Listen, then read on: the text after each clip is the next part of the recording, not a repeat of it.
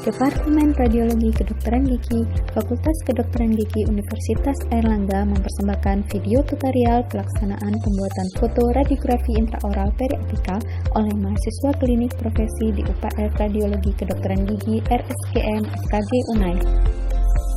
Alur pasien. Setelah mendaftar di loket RSGM, pasien menuju kamar terima untuk pemeriksaan awal, lalu akan diarahkan menuju poliklinik terkait. Apabila memerlukan pemeriksaan penunjang diagnosis berupa foto radiografi, maka pasien beserta mahasiswa yang akan merawat membayar ke kasir lalu menuju UPF Radiologi Kedokteran Gigi untuk pembuatan foto.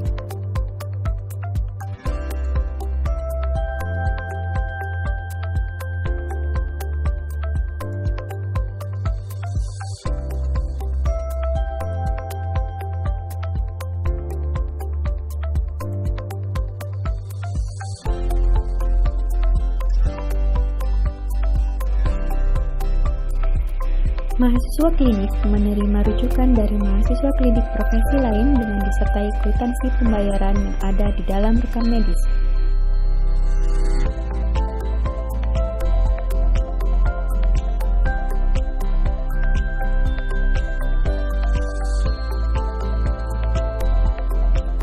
Mahasiswa 2 orang sebagai operator dan asisten melapor kepada dosen jaga dan meminta izin untuk melakukan foto radiografi periapikal sesuai rujukan dan menunjukkan kwitansi biru. Dosen menguji pemahaman dan kesiapan mahasiswa tersebut terkait teknik foto radiografi periapikal yang akan mereka lakukan. Yang perlu mahasiswa pelajari dan akan ditanyakan dosen jaga: pertama, hal apa yang perlu ditanyakan kepada pasien sebelum foto? Memastikan identitas. Dari identitas pasien dapat diketahui usia dan jenis kelamin, di mana apabila pasien wanita usia dewasa, maka perlu ditanyakan sedang hamil atau tidak. Kemudian menanyakan riwayat foto radiografi dalam sehari, dan menanyakan tujuan pembuatan foto dan menjelaskan proses serta resiko pembuatan foto kepada pasien. Hal kedua yang akan ditanyakan oleh dosen jaga yaitu regio yang akan difoto dan rujukan berasal dari mana serta tujuan pembuatan foto. Hal ketiga adalah mengenai teknik periapikal yang akan digunakan. Alasan pemilihan teknik periapikal adalah berdasarkan pertimbangan anatomi gigi dan penempatan film. Yaitu, apabila secara anatomi sumbu gigi tegak, maka penempatan film dapat sejajar dengan sumbu gigi, sehingga dapat digunakan teknik paralel, contohnya pada penggunaan gigi gerigi posterior rahang bawah. Sedangkan apabila secara anatomi sumbu gigi miring atau terdapat inklinasi ditambah adanya palatum pada rahang atas, maka penempatan film tidak bisa sejajar dengan sumbu gigi, sehingga diperlukan garis imajiner antara sumbu gigi dan film untuk meminimalkan distorsi. Oleh sebab itu digunakanlah teknik bisecting angle. Kecuali bila menggunakan film holder, maka dapat menggunakan teknik paralel, seperti contohnya pada gigi rahang atas dan anterior rahang bawah.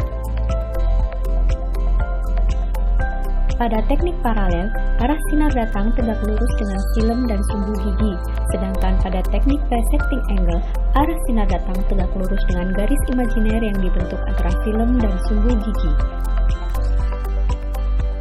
Oleh karena adanya garis imajiner tersebut untuk mempermudah peletakan cone beam, maka pada teknik bisecting angle, sudut vertikal cone beam ditentukan sebagai berikut. Cara menyesuaikan sudut cone beam adalah dengan cara menyesuaikan putaran engsel cone beam sesuai besar sudut yang diinginkan. Hal keempat yang akan ditanyakan ialah posisi kepala pasien. Prinsip memposisikan kepala pasien adalah bidang oklusal sejajar dengan lantai. Namun, oleh karena sulit untuk melihat intraoral, maka dibuat titik bantu di wajah untuk merepresentasikan bidang oklusal tiap rahang, yaitu untuk rahang atas, tragus ke ala nasi sejajar dengan lantai, sedangkan untuk rahang bawah, tragus ke sudut bibir sejajar dengan lantai. Hal terakhir yang akan ditanyakan oleh dosen jaga ialah lama waktu pajanan dalam satuan detik, yang dapat dilihat pada tabel berikut.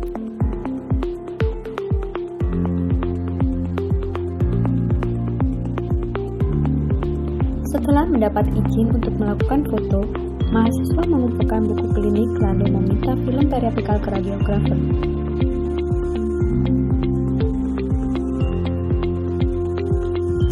Mahasiswa memanggil pasien dan meminta pasien melepaskan gigi tiruan lepasan baik GTL maupun GTSL, kawat ortodonsi lepasan, kacamata anting atau benda logam lain yang dapat mengganggu pengambilan foto.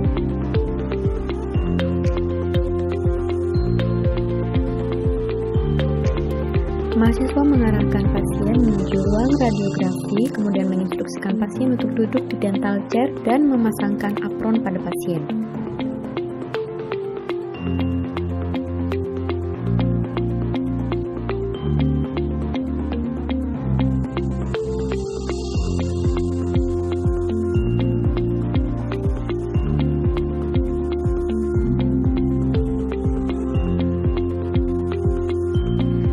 Mahasiswa memakai masker, apron, dan sarung tangan.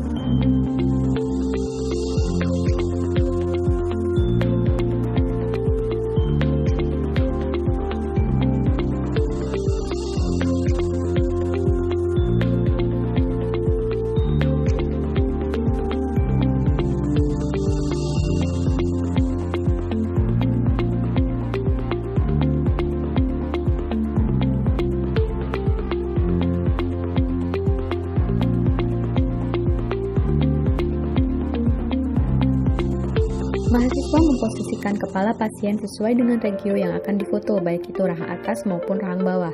Kemudian, mahasiswa memasukkan film ke dalam mulut pasien dengan posisi yang benar. Apabila regio yang akan difoto adalah anterior, maka posisi film vertikal, sedangkan bila posterior, maka posisi film horizontal. Kemudian, permukaan putih film mengarah ke arah sinar, dan tonjolan ataupun angka yang berada di permukaan film diletakkan menghadap insisal maupun oklusal gigi. Mahasiswa menginstruksikan kepada pasien untuk memegang permukaan film dengan ujung ibu jari atau jari telunjuknya senyaman pasien, dan beritahu untuk tidak menekan film terlalu keras agar tidak tertekuk dan tidak goyang selama proses pajanan dilakukan.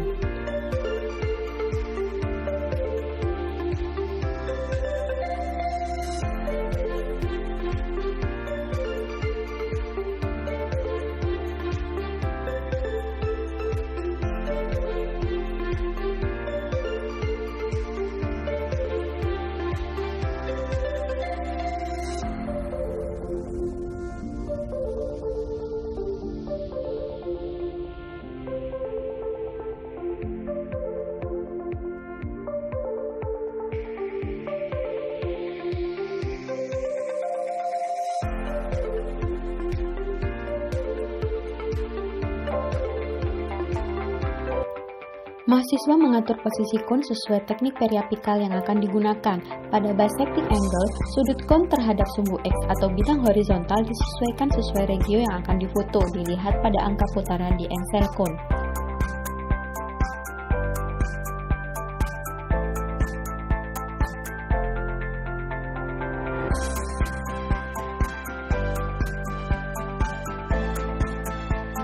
Pada teknik paralel, arah sinar datang tegak lurus dengan film dan sumbu gigi, sehingga sudut kon adalah 90 derajat terhadap film dan sumbu gigi. Mahasiswa berdiri di balik sekat PB lalu menekan tombol on dan mengatur waktu pajanan alat sesuai regio dan usia pasien, anak-anak atau dewasa.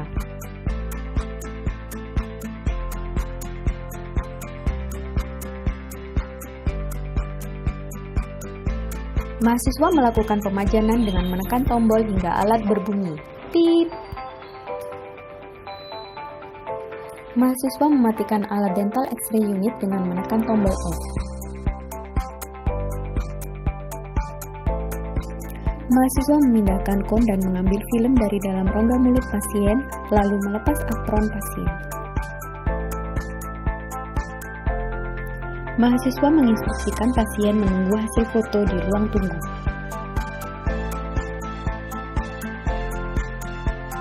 Mahasiswa menuju ruang processing film. Processing film dapat dilakukan melalui dua cara, yaitu manual yang harus dilakukan di ruang gelap dan monobat yang dapat dilakukan tanpa harus di ruang gelap. Selain itu, perbedaan kedua cara tersebut ialah pada manual, seluruh processing film, developer dan fixir dilakukan dengan perendaman, sedangkan pada monobat, larutan developer diinjeksi ke dalam pocket film dan hanya proses fixir yang dilakukan dengan perendaman. Cara monobat.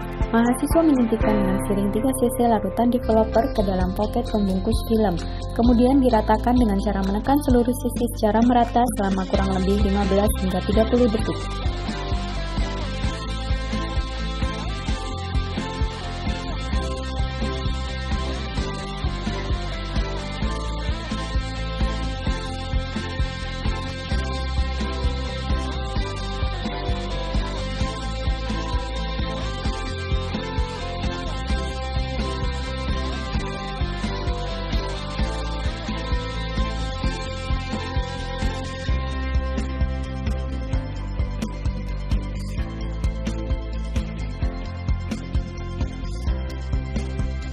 Mahasiswa membuka pembungkus film dengan cara menarik plastik pembuka lalu membilas film dengan air mengalir, kemudian merendam film ke dalam larutan fiksir.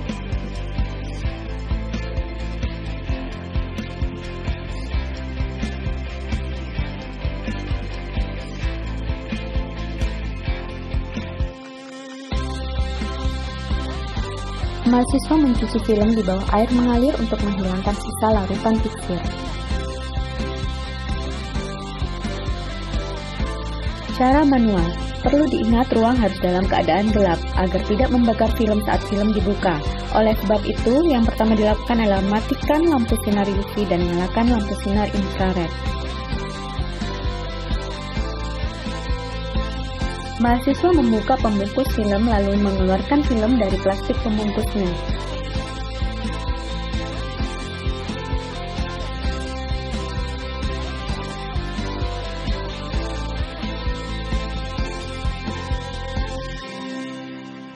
Mahasiswa merendam film ke dalam larutan developer selama beberapa detik sambil mengamati kekontrasan film di bawah penerangan lampu infrared sampai diperoleh gambaran kontras yang baik.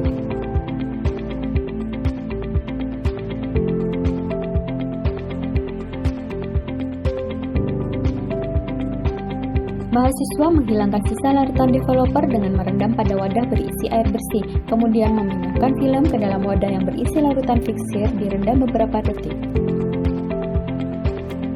Setelah itu, mahasiswa mencuci film di bawah air mengalir untuk menghilangkan sisa larutan fiksir.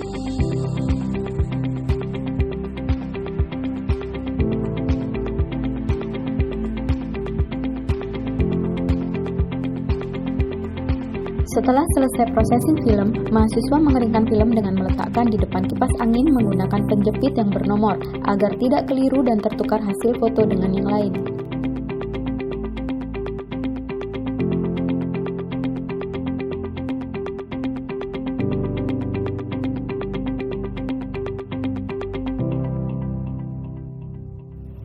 Setelah kering, mahasiswa menempelkan film pada frame. Terdapat 2 jenis frame yang berisi 2 film dan 4 film yang digunakan sesuai kebutuhan.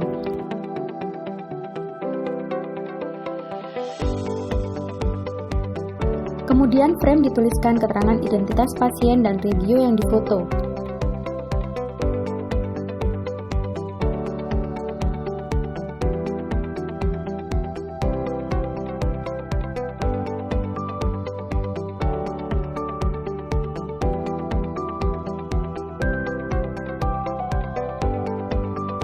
Cara menempelkan isolasi dalam frame. Isolasi ditempelkan di bagian belakang lalu film ditempelkan dari depan.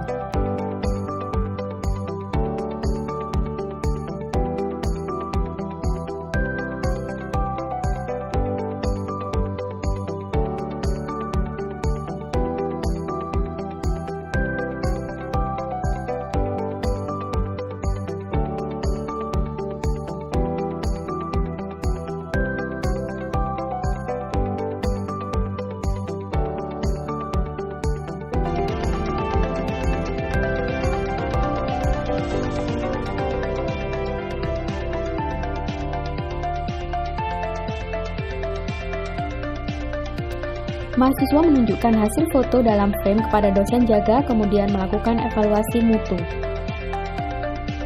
Jika menurut dosen jaga hasil foto kurang baik, maka pengulangan dapat dilakukan maksimal 3 kali atau 4 kali foto periapikal dalam sehari.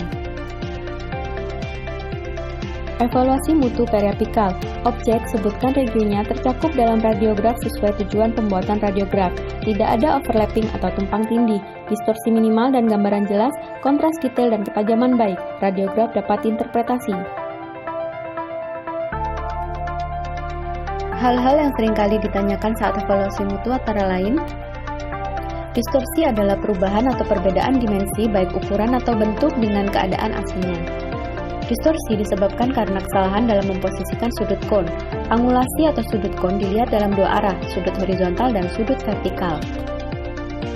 Pada foto periapikal, adanya overlapping pada interdental menandakan adanya distorsi akibat kesalahan sudut horizontal.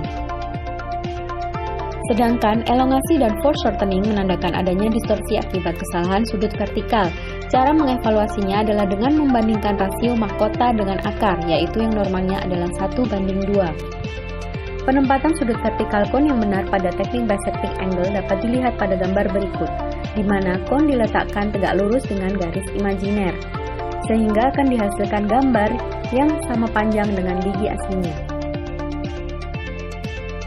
Elongasi disebabkan oleh peletakan sudut vertikal kon yang terlalu kecil terhadap sumbu X atau terlalu dekat dengan insisal atau okusal gigi, sehingga arah sinar datang tidak tegak lurus dengan garis imajiner.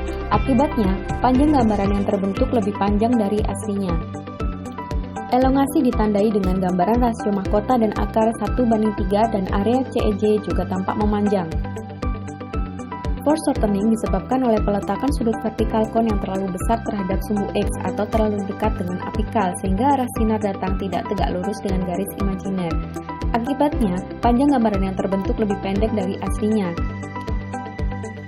Foreshortening ditandai dengan gambaran rasio mahkota dan akar yang hampir sama panjang, 1:1.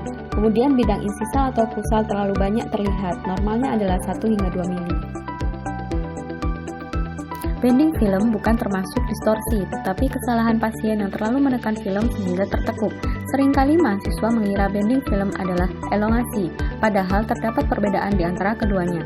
Perbedaan dengan elongasi adalah pada bending film yang mengalami pemanjangan karena membengkoknya film hanya bagian yang tertekuk saja, yaitu daerah apikal. Sedangkan pada elongasi, karena penyebabnya adalah kesalahan sudut vertikal kon, maka yang memanjang adalah seluruh bagian gigi. On-cut bukan termasuk distorsi, tetapi kesalahan operator dalam memposisikan film terhadap sinar. Ada bagian film yang tidak terpapar sinar, sehingga tampak seperti potongan cone beam. Artefak bukan termasuk distorsi, tetapi kesalahan operator saat exposure, processing, serta handling and storage filmnya. Contohnya adalah nail scratch, fingerprint artifacts, developer spot, dan lain sebagainya. Kontras yang baik ialah apabila radiopak dan radiolucent dari objek dapat dibedakan, berhubungan dengan processing film. Apabila overdeveloper hasilnya terlalu gelap, sedangkan underdeveloper hasilnya terlalu terang. Detail yang baik adalah apabila struktur anatomi dapat terlihat dan dapat dibedakan. Ketajaman yang baik ialah apabila tepi batas objek dapat ditelusuri. Hal ini berhubungan dengan gambaran blur akibat pasien yang bergerak saat proses pemajanan. Setelah evaluasi mutu, mahasiswa dapat melakukan interpretasi foto dengan terlebih dahulu menggunting foto yang dilakukan oleh dosen jaga, lalu menduplikasikan foto lewat HP masing-masing.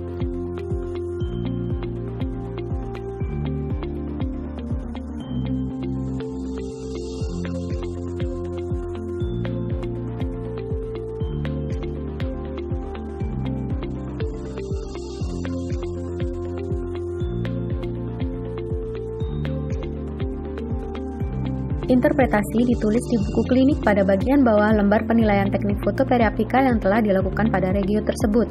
Ditulis dengan pensil terlebih dahulu untuk kemudian didiskusikan kepada dosen jaga. Mahasiswa menyerahkan hasil foto kepada pasien atau mahasiswa yang merujuk.